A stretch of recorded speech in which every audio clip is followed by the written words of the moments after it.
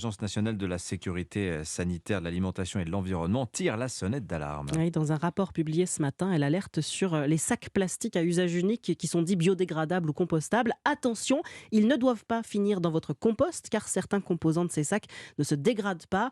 Pour éviter de trouver du plastique dans vos salades, mieux vaut donc jeter ces sacs dans la poubelle jaune. Oui, c'est important de bien maîtriser les règles du compostage parce qu'à partir de 2024, de janvier prochain, dans un petit peu plus d'un an, chaque foyer devra être équipé d'un composteur. Oui, même si vous n'avez pas de jardin. Et toutes les collectivités devront mettre en place une collecte des composts.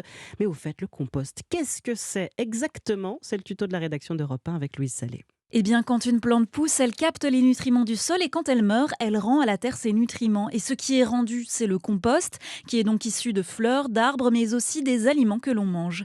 Mais pour que ce compost contienne de bons nutriments, il faut respecter des règles, regrouper les déchets verts dans un bac à l'air libre, dans un lieu qui soit ni trop sec ni trop humide, sinon les micro-organismes ne pourront pas faire leur travail de transformation. Alors on peut faire du compost dans son jardin pour le reverser sur ses plantations, ou bien on peut le faire traiter de façon industrielle. Il y a des systèmes de collecte pour ça et cela sert ensuite aux jardins publics ou aux agriculteurs. Le bénéfice, c'est un engrais non chimique et économique et puis cela évite aux déchets organiques d'être incinérés et donc de produire du CO2. Louise Salé.